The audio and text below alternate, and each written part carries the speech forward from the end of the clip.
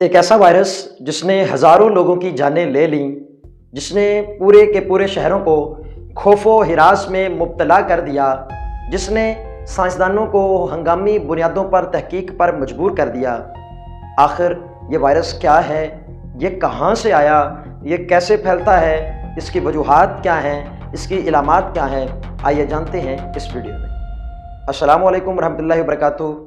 आज हम बात करने वाले हैं इबोला वायरस की, लेकिन वीडियो को स्टार्ट करने से पहले आपसे गुजारिश है कि हमारी इस वीडियो को लाइक करें और हमारे चैनल को सब्सक्राइब करें। आपका हमारे चैनल को सब्सक्राइब करना हमें मोटिवेट करता है और मज़ीद इसी तरह की वीडियोस जो आपके लिए इन्फॉर्मेटिव होती हैं हम उसको अपलोड करते हैं। इबोला वायरस एक ऐसा वायरस है जो इंसानी अज़ा को कमज़ोर कर देता है।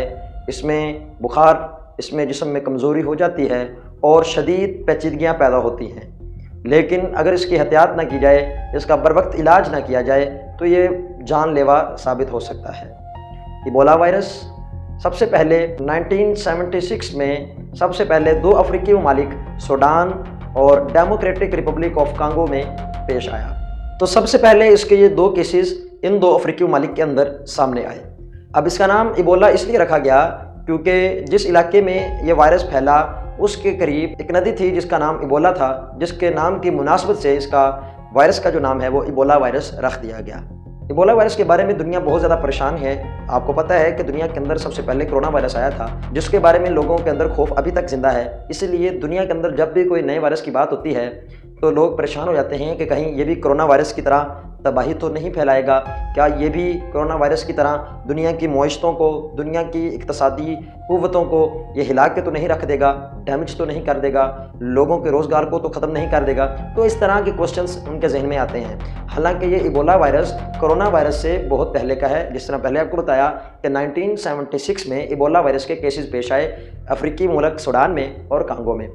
इबोला वायरस ने 2014 से 2016 के दरमियान मगरबी अफ्रीका में बहुत ज़्यादा तबाही फैलाई, जिसकी वजह से बाद में तो इसकी वैक्सीन तैयार कर ली गई और इसका, जिसको इबोला वैक्सीन के तौर पे जाना जाता है, इसका पहले तो महदूद और मखसूस इलाज था, लेकिन अब ज़्यादा बेहतर तिब्बी निगहदाश्त भी मौजूद है। ज़्यादा बेहतर टेक्नोलॉजी की मदद से हमारे पास ऐसे ऐसे इक्विपमेंट, ऐसे ऐसे आलात मौजूद हैं जिनकी मदद से हम इस पर काबू पा सकते हैं। इबोला वायरस की जो इलामात हैं, जो इब्तदाई इलामात हैं, उनमें तेज़ बुखार, शदीद दर्द, पेट में दर्द, इसहाल, उल्टी और बाद में कई मरीज़ों में ऐसा होता है कि अंदरूनी या बैरूनी तौर पर खून बहना शुरू हो जाता है। 2 से 21 दिन के अंदर ये इलामात ज़ाहिर होती हैं और इन इलामात ज़ाहिर होने के दौरान अगर 2 या 3 दिन के अंदर आपको ये इलामात ज़ाहिर होती हैं तो आपको फ़ौरन अपने डॉक्टर से रजू करना चाहिए ताकि बर वक्त इसका इलाज किया जा सके। और इसकी वैक्सीन भी मौजूद है, जिसकी वजह से अब इससे जो होने वाली अमवात है उसकी शरह बहुत ज़्यादा कम है। अब ये वायरस फैलता कैसे है?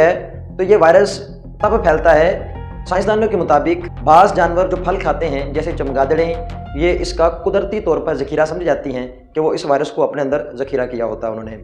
बंदर भी इसके अंदर शामिल है, इसके अंदर चिंपैंजी, इसके अंदर गोरिल्ला भी शामिल है। अब ये वायरस इंसानों में कैसे मुंतकिल होता है तो उसकी सिंपल सी सादा सी बात है कि जब इंसान राब्ते में आता है इन जानवरों के या उनके खून के या उनकी रतूबतों के, तो इसके ज़रिए ये इंसान में फैलता है। ये एक ऐसा वायरस है जो आम फ्लू की तरह नहीं फैलता, बल्कि या तो मुतासरा शख्स या मुतासरा जो भी जानवर है उसके अंदर, जिसके अंदर वायरस है, उसके खून से, उसके पसीने से, उसकी थूक से या उसकी रतूबत से या मुतासरा शख्स की जब देखभाल की जा रही होती है तो उससे। इसीलिए तो हस्पतालों के अंदर जब मुतासरा शख्स का इलाज किया जाता है तो मखसूस किस्म का लिबास पहना जाता है ताकि इस वायरस से बचा जा सके। ये वायरस जैसा कि पहले बताया गया आम फ्लू की तरह यानी हवा के ज़रिए नहीं फैलता। यही वजह है कि ये इसकी शरह बहुत कम है, लेकिन एहतियात बहुत ज़्यादा ज़रूरी है। ये बहुत ख़तरनाक साबित हो सकता है। अभी चंद दिनों पहले कांगो में दोबारा इसके केसेस रिपोर्ट हुए हैं और ये बहुत ज़्यादा हद तक तशवीशनाक हो सकता है। इससे मुतासरा शख्स को ब्लीडिंग भी हो सकती है, खून बहना शुरू हो जाता है। तो ये बहुत ज़्यादा पेचीदा किस्म का वायरस है जिससे निपटना बाद में मुश्किल हो जाता है। तो आप मुतासरा शख्स से दूर रहें। आप जब भी कोई चीज़ खाएं, पिएं या कोई भी कुछ काम करें तो उससे पहले आप हिफ़्ज़ाने सेहत के असूलों के मुताबिक अमल करें। अब हमें इन क़यास आराइयों से बचना चाहिए जो कि बहुत ज़्यादा यूट्यूबर या बहुत सारे लोग जो हैं वो अपने व्यूज़ हासिल करने के लिए गलत मालूमात फैलाते हैं। تو اس کا کوئی اتنا زیادہ رجحان نہیں ہے، اس کا کوئی ٹرینڈ نہیں ہے، بس احتیاط ضروری ہے۔ بجائے خوف زدہ ہونے کے ہمیں چاہیے کہ ہمیں اس سے نمٹنا کیسے ہے، ان طریقوں پر عمل کرنا ہوگا۔ ہمیں چاہیے کہ ہم وہ طریقے ڈھونڈیں جس کے ذریعے ہم اس سے نمٹ سکتے ہیں، اس پر قابو پا سکتے ہیں۔ تو یہ بہت زیادہ ضروری ہے پوری دنیا کے لیے بھی اور ہمارے اپنے لیے بھی۔ تو ہمیں چاہیے کہ ہم حفظان صحت کے اصولوں کے مطابق جو ہے نا وہ اپنی زندگی گزاریں، تاکہ ہم ان بیماریوں سے، ان وائرسز سے ہماری جان چھوٹ جائے۔